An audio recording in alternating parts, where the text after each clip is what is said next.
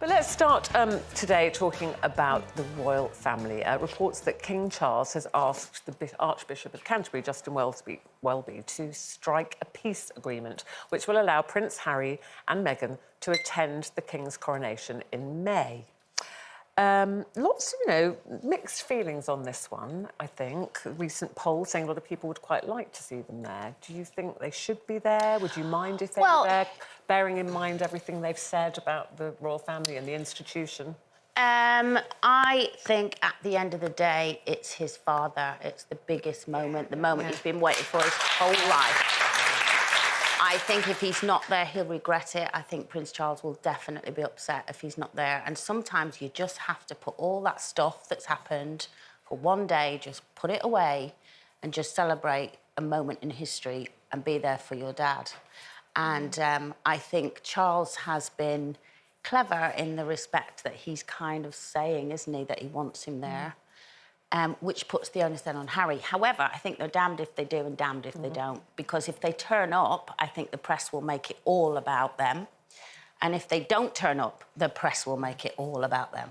But then the same but I would like to see them there. With King Charles, if he doesn't invite them... Yeah, exactly the it's same. seen as a slight, isn't it? More for them to maybe talk about and complain about or write about. I would think, Janet, he genuinely wants his son there. He's always talked about how fond he is of Harry, despite everything that's gone on. And this, as Colleen said, it's an historical moment and a huge moment in his life. It is the moment that he's spent his whole life up to now building up to. And he's been very dignified in the face of everything that's come from Harry and Meghan. He hasn't said anything publicly. Involving the Archbishop of Canterbury, well, I don't know how much that's going to change matters. I think in the papers today it says that he's got things to offer, like a better seat, a more prominent seat for Harry and Meghan. Yeah, because they perhaps were in not row behind two. the pillar. Yeah, they were in row 2 before, weren't they? That was talked about a lot. There were lots of photographs of them looking not very happy, Kelly. Yeah, I think so. It would just be nice to see that something's been resolved, I think, prior to the coronation. It's been very public, hasn't it, and we've seen, obviously, the documentaries, the books come out. They're all quite damning, but nothing's come out from the other side. So I think you're right. King Charles would love to see his son there at the end of the day, but I think publicly maybe a statement will come out to say we've put something behind. Otherwise, it will go on to the Harry and Meghan effect, as opposed to what's going to be the most historical moment of all of our lives, and of course King Charles. Well, they have always said, haven't they? Sorry, Janet. They've always said, Harry and Meghan, that they're ready and willing to reconcile, but they want an apology. So it's almost like saying, we will, but only if you apologise. Well, that, to me, is not going to happen before the coronation, or if it does happen, there is some form of it, we're not going to know about it. But for King Charles, there's a secondary problem, and that's called Andrew. So, and that is a big problem. And if there's one person that might be sitting behind a pillar on this day, it's probably going to be Prince Andrew. Well, he should be sitting in the car, to be fair. Absolutely. I mean, unfortunately, Andrew's campaign to clear his name seems to have gathered a new momentum with the publication this weekend of an extraordinary photograph of 2 of Ghislaine Maxwell's supporters sitting in a bath, claiming that Andrew and the woman who's accused him of sex could not have got up to anything frolicky. That was frolic was the word. You couldn't have frolicked in that bath because it was too small. Well, speaking as someone who has frolicked in a bath... and a tin bath. I think that Charles is probably thinking, Andrew, that's going to be his main preoccupation. Well, maybe he should just stay at home in the bath.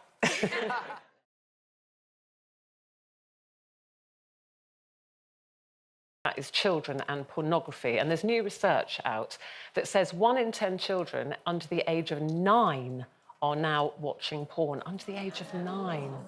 And a lot of it features violence.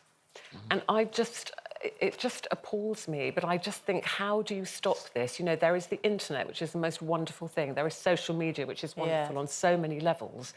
But I kind of go, the genie's out of the bottle now. You can't put it back in. No. Kids have phones. You know, however much you try to monitor what they're doing, you know, look at the computers, they have phones. And if they're not looking at it, one of their mates is probably looking at it at school. They're all showing each other.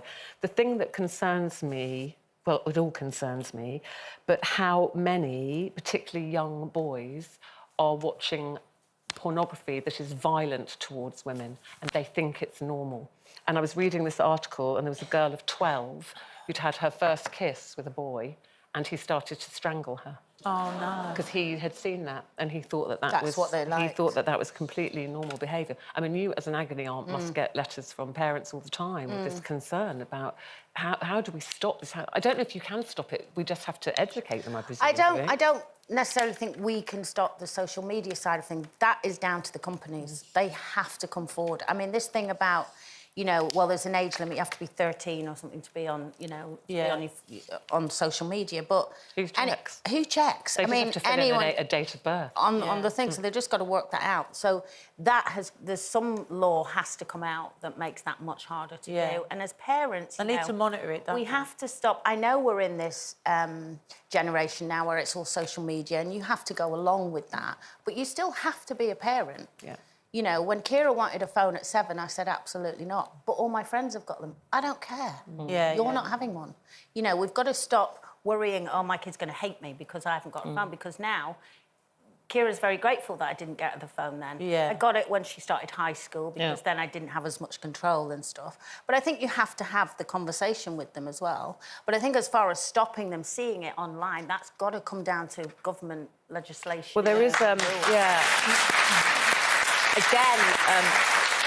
Again, something that we've talked about a lot on this show, and you go, when is this actually coming, is the online safety bill, and this will make social media companies legally responsible for keeping children and young people safe online and making social media platforms take this content down and quickly.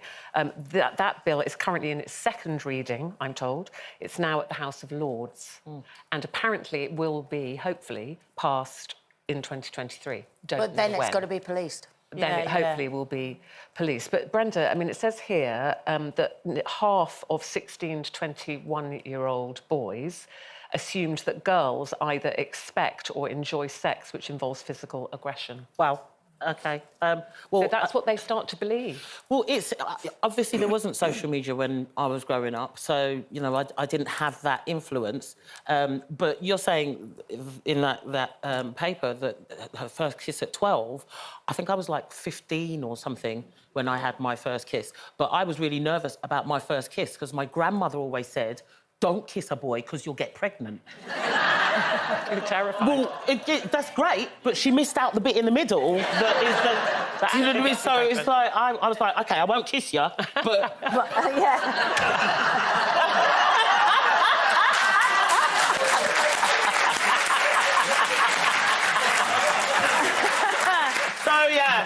You have to be careful how you word it to kids, don't you? You've got, I mean, your children probably, you know, older, obviously, but you've got grandchildren now. How old is Lila now? Lila's 10, she'll be 11 in March. So they're saying kids as young as 9, Linda. Yeah, Lauren keeps an eye on everything she does. She's allowed, she's got a phone now because she's going to secondary school this year, so she's allowed to go on WhatsApp, that's all. But I ended up watching porn by accident once. Oh, did you? I put in... Daddy, where you're going, Linda? Because, you know, it's I was going to a do and I was looking for a dress, so I put big women. I Googled big women. And all these big naked women come up. And then the kids come in, they looked at my history, they what you been looking at? That's the trouble, you know, they click on one thing and then it can lead them into... Can I quickly say, whoever Svetlana is from Russia, I'm not interested in a good time. Svetlana, I thought it was just me. No, she's emailing me me as well. Helena Bonham Carter reportedly used a psychic to contact Crossroads legend Noel Gordon as she prepared to play her in the ITV X drama Nolly, which airs tomorrow. She's obviously gone to extreme lengths to get into character, but would you want to come face-to-face with a figure from the past, Sophie? Oh. Are we really doing this? Am I really telling this story? Yes, you were going to... Look, we were talking about ghost stories. I set it up nicely for you, Soph. Tell the story. I walked straight into this trap, didn't I? We were telling ghost stories and do we believe in ghosts? And I was like, I don't know. But I did have an experience... Oh, we're going all... experience once when I was a kid, when I was lying in bed, I was asleep, and I woke up, and there was a face right here, and I remember waking up and going, oh, I'm being absolutely terrified, and then, I don't know, went back to sleep, had another duvet, it kind of went away, tried to forget about it, thought it was just a dream, and about a few weeks later, another girl who'd slept in that same bed, in that same place, in that same room, was talking to her friend about this experience of waking up and seeing a face right in front of her face. Yeah. So that gave me the heebie-jeebies. And then I was in the forest, and I was walking in the forest late at night, doing things I shouldn't have been doing as a teenager, and I ended up walking, I was walking through, and I remember seeing a figure in front of me, and I was so sure it was a teacher and I was going to get in trouble that I stopped and I looked and I froze, and I could have sworn there was a person there. But there wasn't anyone there. It was just it was a figment. I don't know what it was. So that was the story. And we're really dining out on it. And we're really going for it. Ghosts seem to be following you around a little bit, Sophie. I just got a really active imagination. You know, like how you got a story? Well, I was thinking about this, so let me tell you. So when I was in the army, there was a big physio barracks, and on the barracks was an old house. And so we were put in there, and there was like 6 to 8 in a room. We were all young, sort of 19 to 20-something. Everyone was there. And we were all laughing because we were thinking, oh, this must be haunted. Oh, you know, it's like haunted. Anyway, during the middle of the night, one of the soldiers, she woke up screaming. And of course, we were like, like this thing. Anyway, and we were like, shut up, you're having us on, you know what I mean? Like, we look under the bed, think someone's just playing pranks, and she was like, no, I felt like someone was pulling me into the bed. She said, I swear. She was like, her heart was going, her fear. We legged it out of that room, and we refused to go back there that night. Wow. But I didn't see anything at all. I mean, you know. But she firmly believes. She firmly believed, and then, of course, you hear the whole story about the house. Yes, it's haunted, you know, it's ancient years old. So do you believe in ghosts after that? I don't know. What I do believe is some spiritual thing. So when my mum passed away, you know, they say about butterflies, feathers. I was doing this gym straight after my mum fell away. I thought, passed away. I had to go in the gym because I needed to. And then And then you saw did you see a feather? Yeah. I was basically going to the door and to go out the gym, and this white feather fell on my hand. She's with you. I was like, Denise, you've been the unfortunate victim of mistaken identity recently. Well, it wasn't at one of Matty's gigs now. What I saw on Twitter the other day, this is when he was about 15, and he was a drummer, and his dad was singing, and they think that I'm the woman on sax. Oh, my God. It has to move along. It's not showing the woman. There's a blonde on the sax, and they think it's me on the sax, as if I would have never got my sax out for the lads. Do you know what I mean? But the one thing that does get me about the short blonde hair is that I'll be out somewhere, and somebody will come up to me and they'll go, oh, my God, can you just wait here for 1 minute? Because my friend, everybody mistakes her for you. And someone will come out the toilet who's 97 with one tooth. and I have to go, it's like looking in a mirror.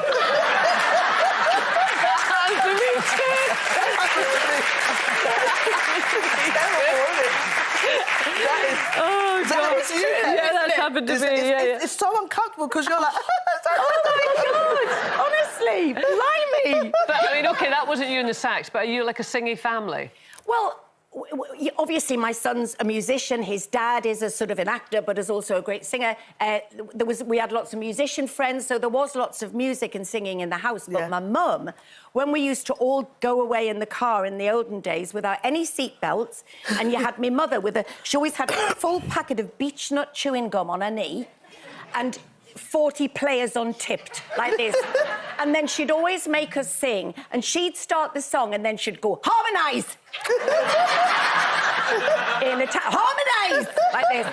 One of the ones that Debbie and I, it was like, what you call them when you do a round? So this is the one, you might remember this if there's anybody old enough. So it goes, in a tiny house, in a tiny house, by a tiny stream, by a tiny stream, lived a lovely lass, lived a lovely lass, had a lovely dream, had a lovely dream, and the dream came true, and the dream came true, all together, quite unexpectedly, in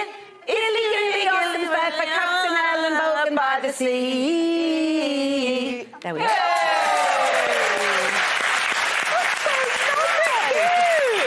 Well done, audience.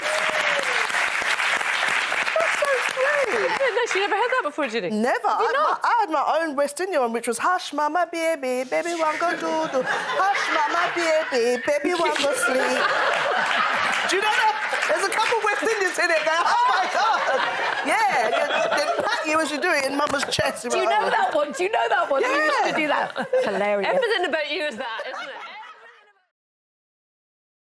I'm not going to cheer you up anymore with this next story because the cost of finding love is going up. Everything else is going up, so why wouldn't that? Singletons are having to pay an extra £30 per date, and that's more, of course, if you're a single parent because you've got to fork out for a babysitter.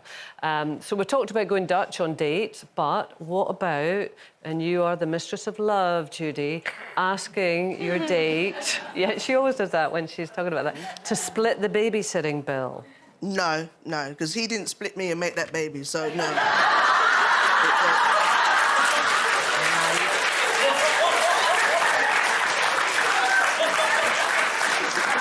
we are done. That says it all. Yeah, indeed. It's not his responsibility. It's not his responsibility. I mean, come on. Just adjust my collar now. Sorry. Yeah. It's just, it's bad enough sometimes going on a date and trying to take a doggy bag so you can take some home for the kids, that's...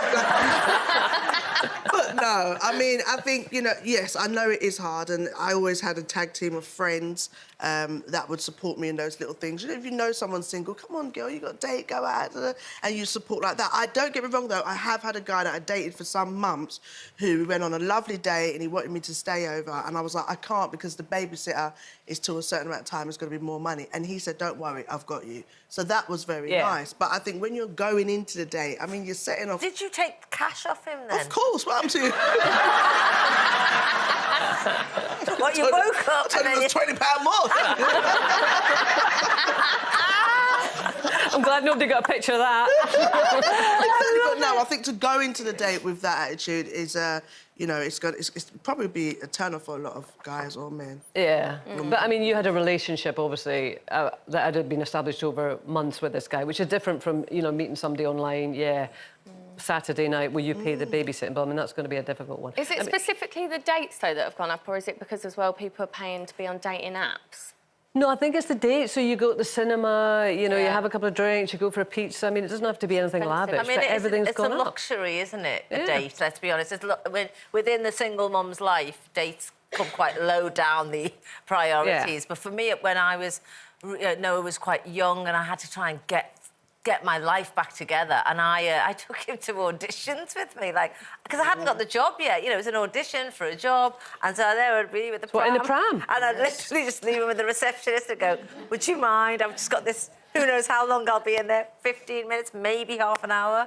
And I would have to just ask for the childcare there and then, because I know if I called ahead and said, I haven't got any childcare, would you be... They have got no provision for that. And so I kind of was... I was thinking on the hop and trying to make it work. But for mums at the moment who want to date, I can imagine the costs are extortionate anyway. I don't know how much it is for an average date, but to add on 30 or 40 quid for a child... I mean, You've got to get a tag team. Is it worth it? Yeah. You've got to get a tag team, I feel. You've got to get a good guy at the end of it, a good guy, but you've got to get a group, a network of friends that who will support you with those things, and tag team between you both. Yeah.